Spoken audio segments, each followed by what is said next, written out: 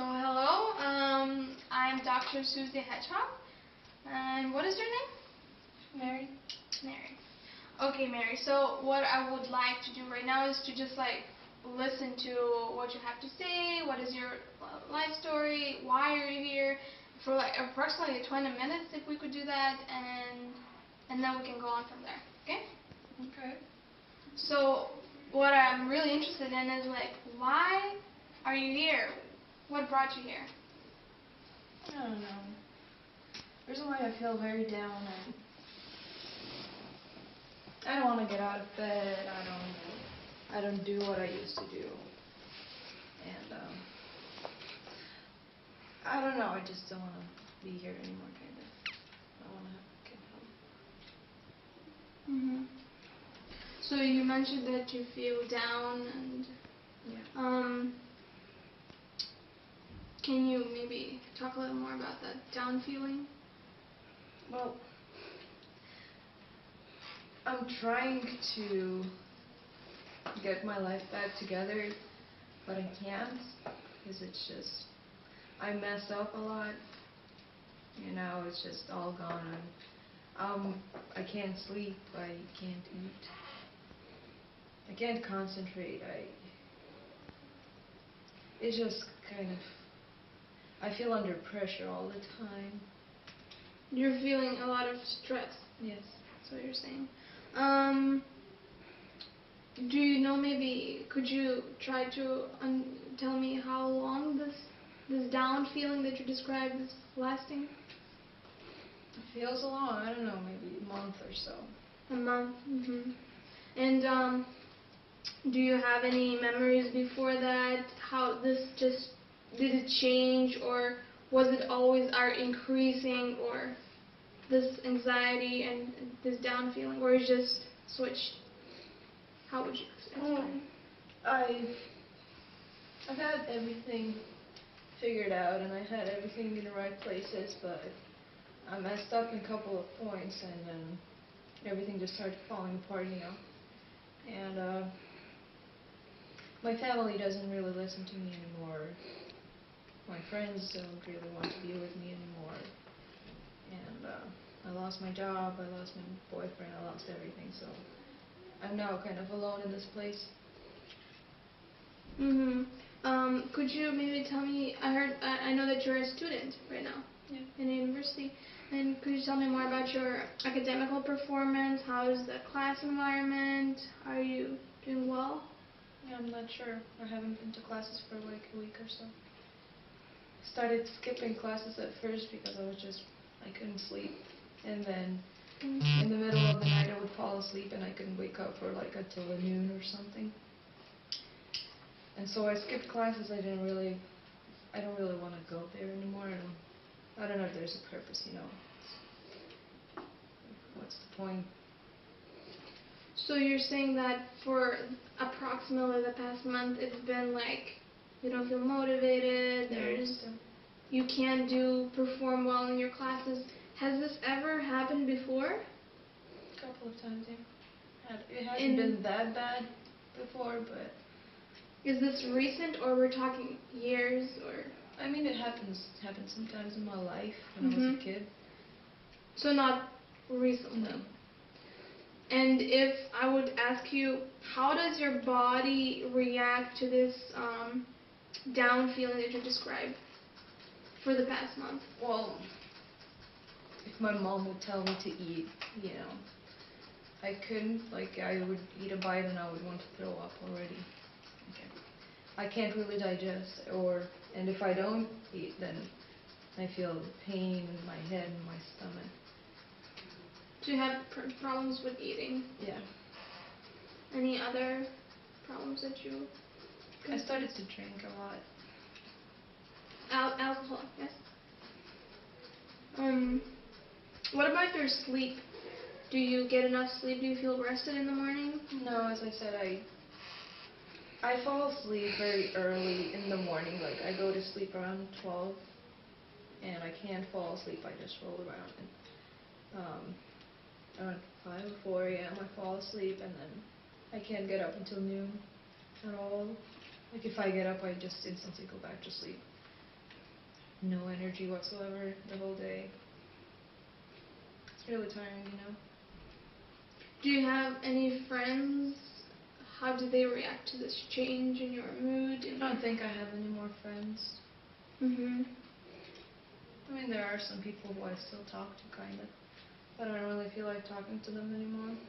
Because whatever I say, they just, I don't know, rephrase it in the wrong way. They don't really understand what I'm trying to say. So I just kind of stopped meeting them. What about your family? How do you Well, my mom is always exaggerating everything, and she calls me every day and freaking out, like, what are you doing, bro?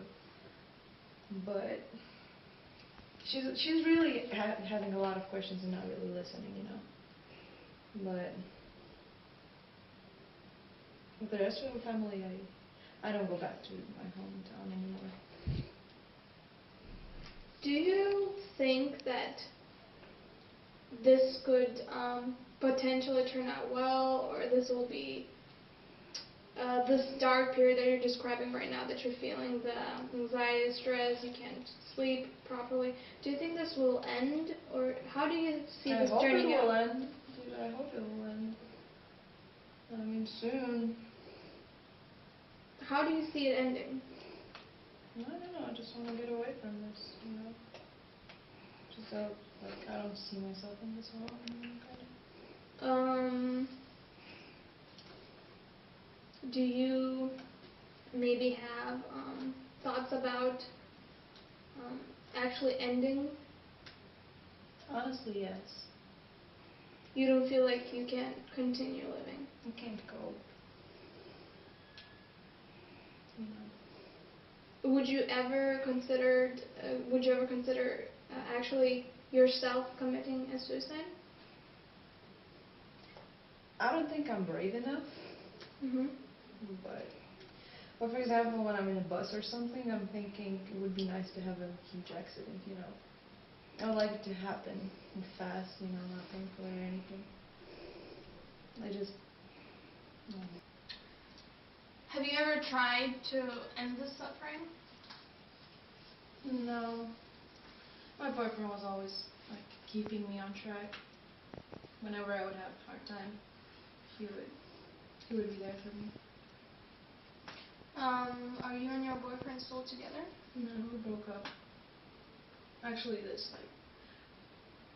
I think it's one of the reasons, this feeling that I have right now. Can you tell me maybe more about your boyfriend and relationship that you had? Well, we've been dating for almost 6 years, and he was always very caring, and he was very attentive. But recently, I don't know what happened. Like, whenever I would try to do something, like get out with my friends or something, he would kind of try to stop me. I mean, I came back drunk a couple of times, and he got extremely mad at me. I mean, I wasn't behaving very well, I know, but I was just having fun with my friends, you know, and it wasn't like something to be so mad about. But he just kept getting mad about everything that I did. Whenever I would try to stay up late, you know, to do my work or something, he would say it's not healthy anymore. He was holding me back, kind of, and I don't know for what reason. So I kind of thought he was maybe jealous of me because he wasn't as successful at that point. So I don't know. He actually dumped me after a while. So you mentioned that you were successful at some point. Yeah, right before this. I mean, I was promoted at work. I raised my GPA a little bit, and I found a lot of new friends, and they were very fun. And I don't know, we did a lot of stuff. Like, I've been to charity at first. Like, I don't know, I just had a lot. Like, was a good period of my life, but then just something happened.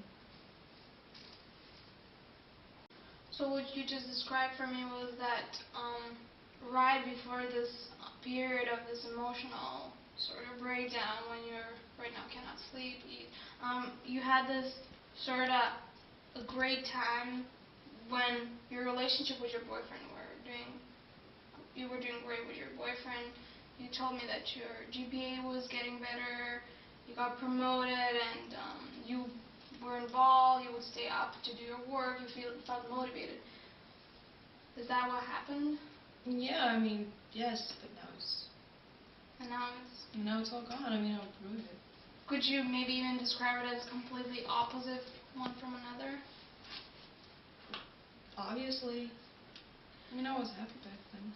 Do you see how that could change from being, you were so productive, everything went so well in your eyes, and then now to this point, do you see how it all could change?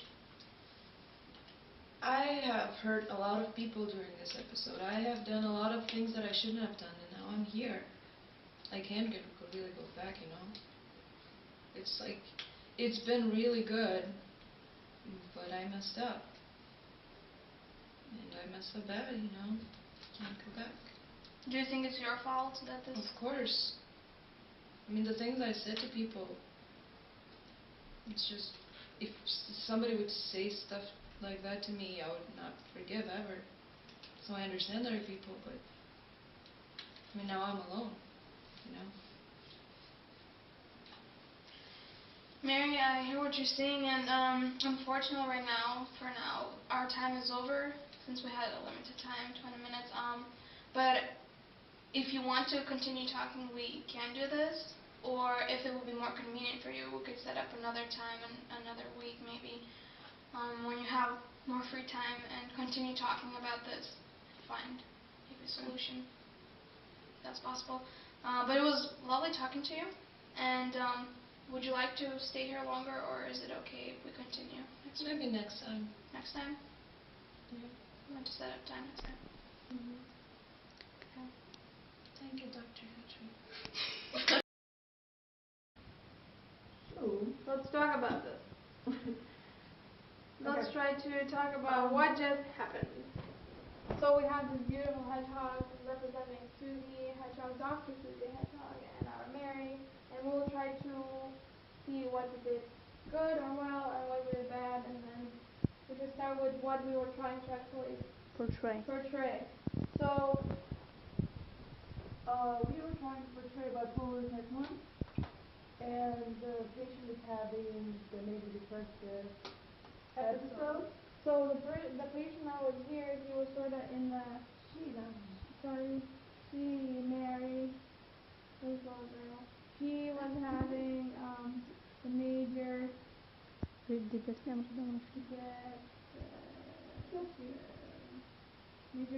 episode.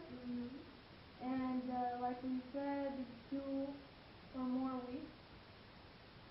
And she said about a month, something like that. And so, as she was speaking, she was in the major depressive episode. And then we tried to portray, you actually tried to portray some of the symptoms, like Feeling down, insomnia, and then and then not being able to eat. yeah, that was something we did. Yes, then Concentration, lack of concentration, apathy, sleep. Well, insomnia is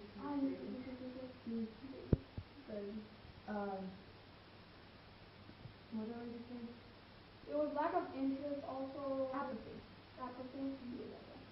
You call it apathy.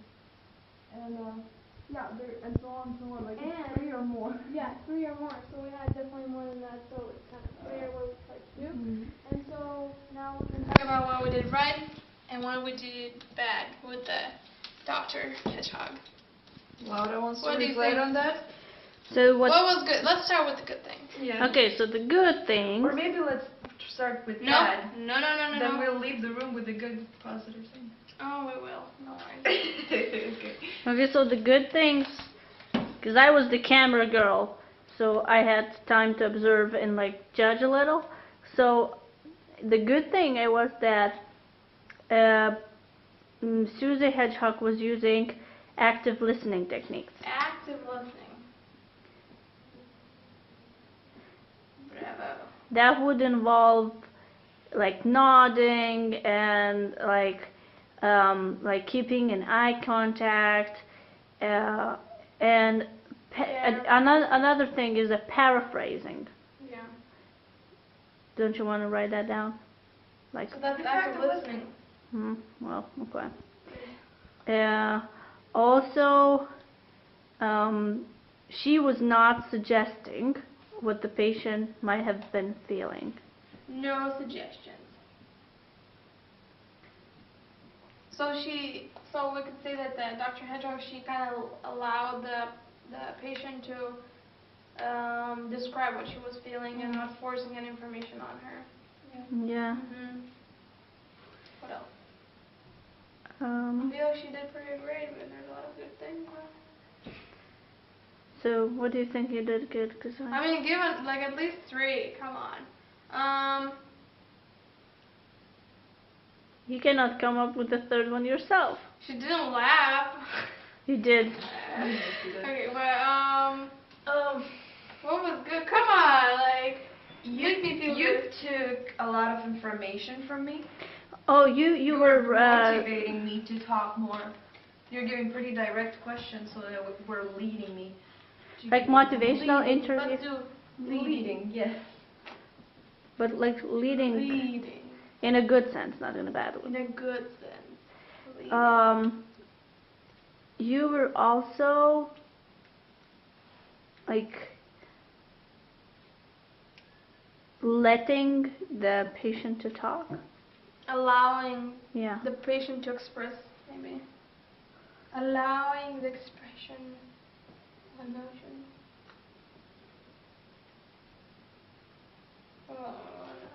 Expression of emotions, yeah. And the last one that would be good is, You said 3 was enough. I know, but I just so selfish, you know. Okay, the bad thing. I mean, no, the name. I feel like the name. Yeah, the name. Original name. Name originality. That maybe even 2. I would do 2. Yeah. Okay, now bad things. Let's be sweet, short, and to the point. You couldn't identify the feelings correctly that she was mentioning? Of course, Laura has a lot of negative things about me. What were you saying? Like you said, you couldn't identify. Unable to identify Correctly identify. emotions. Uh-huh. Can you give an example? Like, she was never mentioning anything about anxiety, but you referred to her feelings as feelings of anxiety when she was never fearful of anything. That's a great example. Thank you, Laura. What else? You started laughing a couple of times. Well, that's normal. All psychologists do that. if not, you know, like expressively inside. No. That's about. Maybe some of the questions could be formed in a better way. Yeah, but you were put on the spot. Like, we are just amateurs. We didn't really know what we're trying to do. We're Yeah. just trying to show that the girl had the bipolar 1, but maybe the question should be formulated Differently. The formulation of like you asked, was she trying to commit suicide? And that's a little too No, straight. She didn't say that. Did you try to end Your suffering. That would be like a good way. And you said that. That's what she said. Yeah. But like formulation of questions still could be improved. Yeah, of course. Improvement as always. Maybe.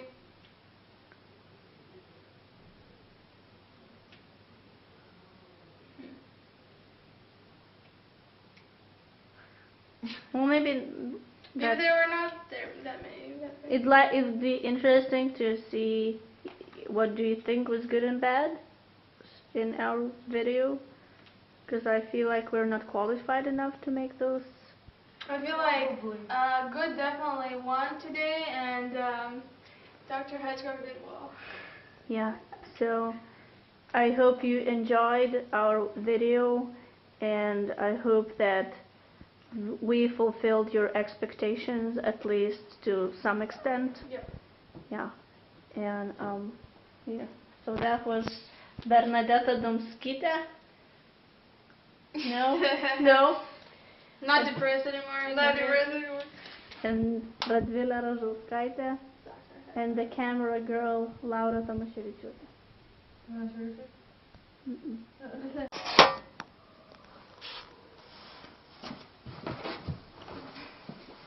Hello.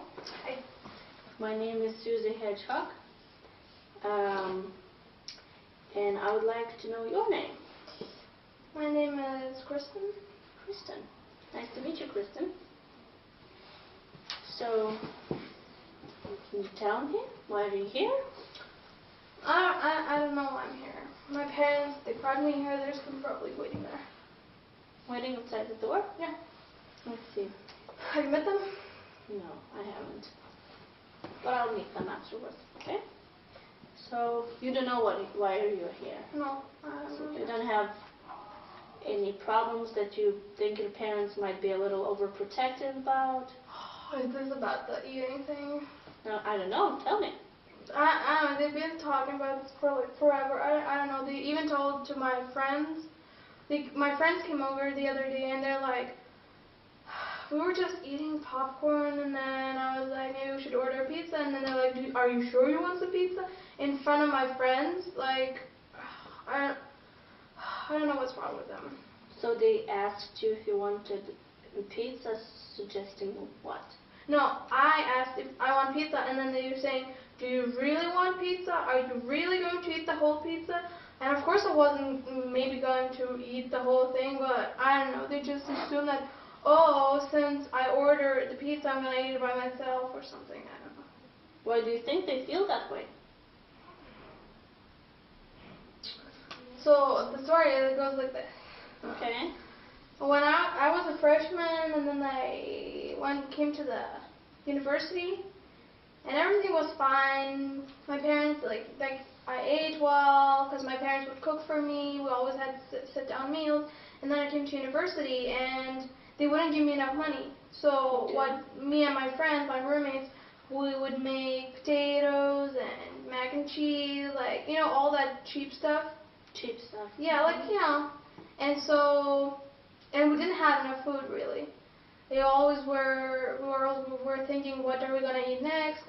And I would ask them for more money, but they thought that I would just spend it on partying and alcohol, which I didn't, I never did that. So they don't have any, like, proof that you've been doing that before?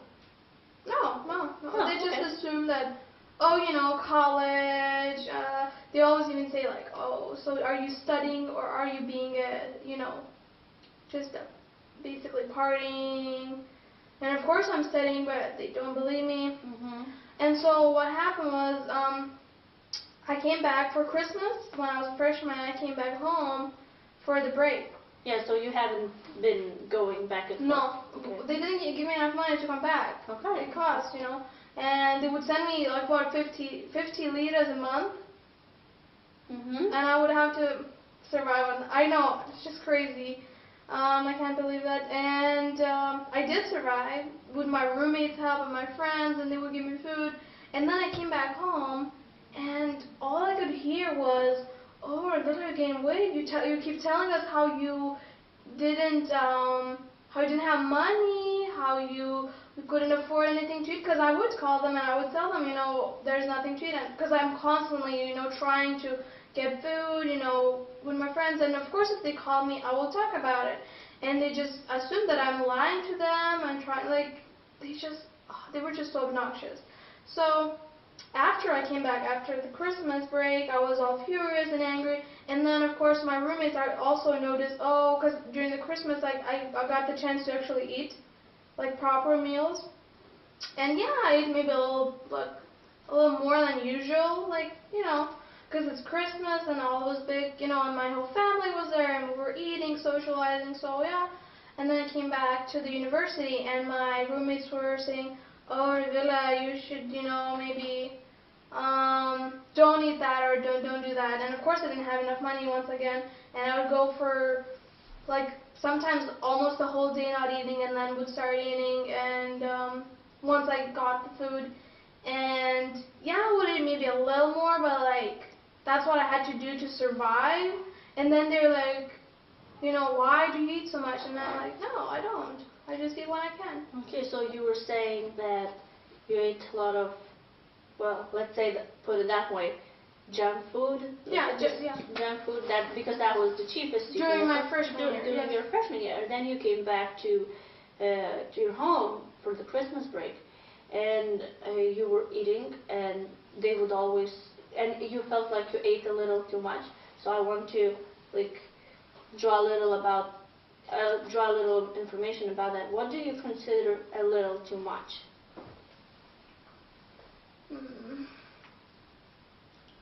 Well, when we sit down and eat, right? Everyone has a plate. At least during the Christmas break, everyone would have a plate, and they would eat, and then we'd be talking. And while they're talking, I would go get another plate and go get some more, maybe brownies or something, and just eat second, thirds or something, just to make sure that I'm full for the rest of the day. Even though we will eat later, but maybe I will skip that other meal and I will eat at that moment a little bit more, like second, thirds, Mm-hmm. And when I came back to university, it was just like, that's my life, I have to eat when I can, because maybe later on I won't be able to. And so I gained some weight, obviously, because of that. And so my roommates, they were very obnoxious about it, and they were just like, oh, let's go to the gym, we can go to the gym. So we went to the gym, and we started going maybe 2, 3, sometimes 4 times a week. And then I started, I didn't really see any point in doing that sometimes. And so then my other friend, she offered me some laxatives. So I started taking some laxatives. And I would just do these random things, because I felt really bad, because my friends would always comment, and my parents would always after the Christmas break, I couldn't even call them, because I was like, oh, they're gonna nag about it, they're gonna ask, so what are you eating, so I just couldn't take that, pressure, and I was just like, you know what. So you mentioned laxatives. What exactly did they do to you? So you were taking them, what exactly did they do? How did they affect you? Or I just go to the bathroom. Okay. Yeah. I see. And how often do you think you tend to overeat? Since you feel like you never know when exactly food is coming next. I mean, maybe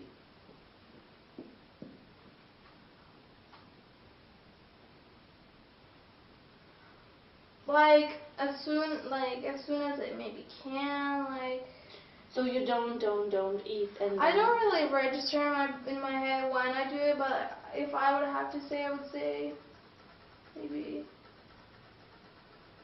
I don't know, maybe 3, 4 times a week. I don't know. It depends on the timing. So you were saying that you don't eat because you don't want to gain weight, or you don't eat because you do not have what to eat? Sometimes, see, it's a little tricky. Sometimes I feel like, sometimes I don't have what to eat. That's the reality. But sometimes I would choose not to eat for a while, because when you eat a lot and then you have to sort of stop, and when you eat a lot of times, then you obviously gain weight, and then you kind of don't want that. And so I will try to work it off, or I will take the laxatives. But it doesn't always help, so yeah, I will stay away from food for a little bit, and then I just go back to it. Mm-hmm. It kind of feels like when I do get to eat, and I eat a lot, well, I don't know if it's a lot, but when I do eat and I eat more, it kind of feels good, Mm-hmm. because I actually get to eat, but then I have to kind of stop myself sometimes and be like, maybe next time, you know. So you tend to have long breaks of not eating and then eating a little too much, and then long breaks and not eating enough, right? Yeah, and after those, when I eat a lot, I tend to right after try to find a way to maybe get rid of the extra calories, like go to the gym. Like if my roommates are going, I will go to them with them, and then or just like try really anything, like anything. Like anything, you mean what? So a few times I did try purging, but I can't do it. Just can't do it. You can't do it. Like I don't know. I'm not like that. Okay. I know that some girls did that and they said that it works. I would do it if I could. I just can't. I would. So you have tried that several times, but you don't do that anymore. See, I tried it and it didn't work. I couldn't So you make say you myself. Okay. Yeah. So maybe I will try again, but I don't know. It was not a great experience. Okay. So, as I understand, it has been a difficult period of your life now, and I would like to know how long has it been that way? So now I'm a sophomore. So I told you that it all I would say that it started when I was a freshman. Okay. Because of the lack of money and lack of food, but like it really got bad when after the Christmas break. So it's been like 7 months now. Yeah, I would say 7, 8 months. Okay, 7 months. And do you feel like you can change your eating pattern somehow? Like eat differently? I don't know.